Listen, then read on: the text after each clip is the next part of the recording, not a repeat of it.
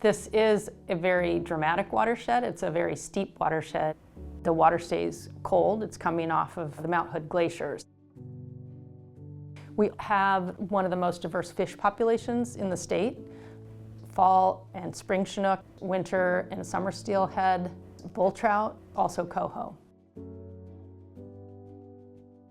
Unfortunately, all of those species are listed threatened, but it does represent a lot of opportunity to have a positive impact on those different populations.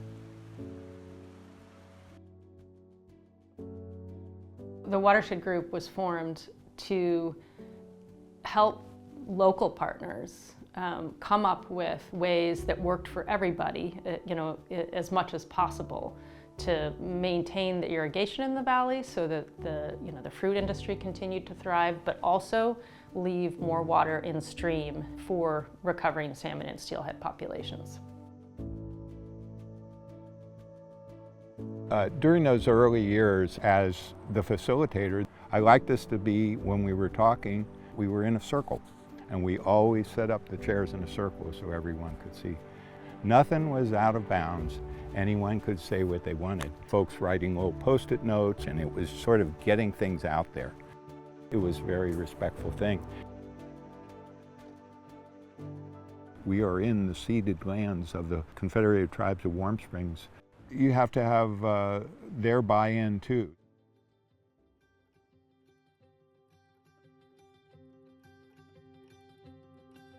Our goal in the beginning was to have a Warm Springs tribal fishery on the Hood River, and we do have that today. And we do have our fish hatchery, and we do have a Warm Springs tribal member as the hatchery manager.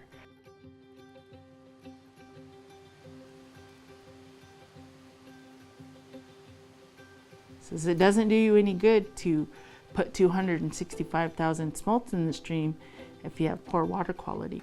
And that's the big thing. We're just trying to fix it and keep our stream where we'll keep a healthy stream to keep our fish coming back, keep our fish going. And the neat thing is, when we first got here, a lot of the irrigation district didn't have screens on their water intake. And we've met with orchardists who said, yeah, we had little fish out in our orchard, fertilizing the trees, I guess.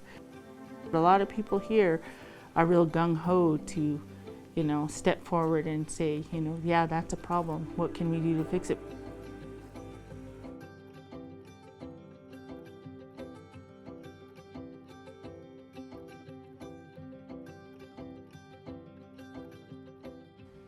The big thing is, I think everybody kind of goes through the Watershed Group.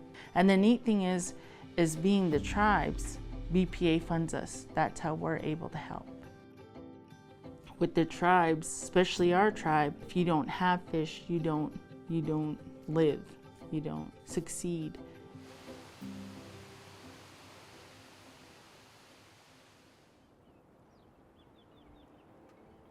The valley was pretty much either you were a logger or a orchardist. Harvesting of timber, they would not give much buffer to the stream, and so they were basically taking the trees along the stream, and in some cases actually skidding logs up and down the creek. At the time, timber was king, and it was pretty tough to try to say, maybe we should try something different, but that's kind of what we did. 5 irrigation districts that span all of the forks of the Hood River. So East Fork, Middle Fork, West Fork. There is an irrigation district that is taking water out of each one of those systems. We've been really successful at figuring out how to be more efficient with that water. So we have been piping for, in the case of Middle Fork, for 50 or 60 years. In terms of Farmers Irrigation District, it's been the last 30 years. But we've been incredibly successful at stemming the losses from leakage and evaporation and getting things into pipe, pressurizing our systems, which then allow farmers to be more efficient. The amount of water that we are able to leave in stream compared to 30 years ago, we're using about half as much water in Farmers Irrigation District to meet the same number of acres demand.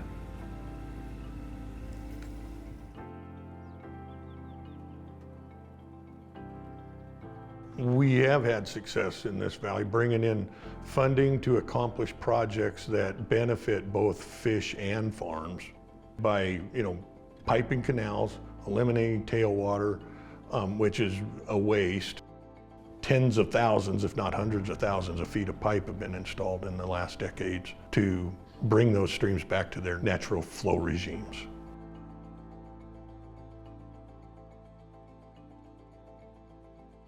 Water's really important, as one might be able to guess, for fish.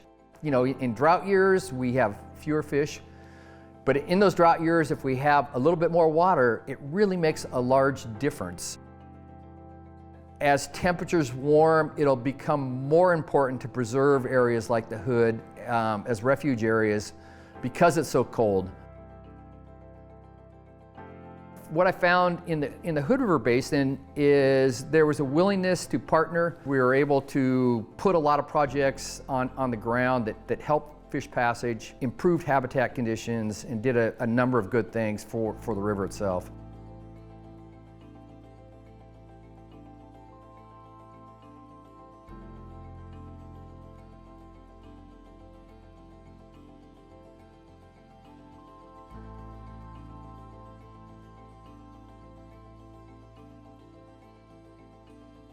The partnerships within this basin have allowed us to get to where we needed to be. And those partnerships will, as we look to adaptability and trying to manage differently in the face of climate change, those relationships are going to be what allow us to do that.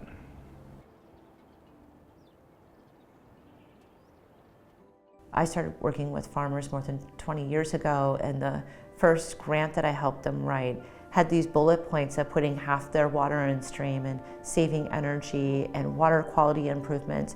And they've been able to do all of those things. And that's amazing, because the other track is that everyone says it's too hard, or they can't find the common ground for the conversation.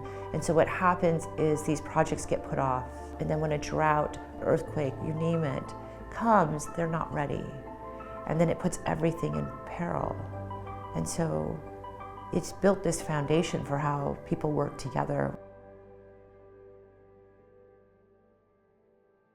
So back in the 90s, when the Watershed Group formed, the focus really was on how do we work together to help recover salmon and steelhead.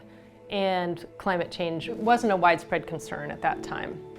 Now, fast forward 25 years, it's a widespread concern.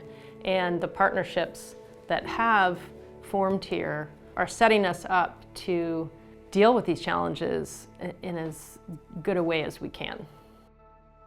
So the partnership just created a basin-wide strategic action plan that we call Watershed 2040. So it is a scope of work for the next 20 years.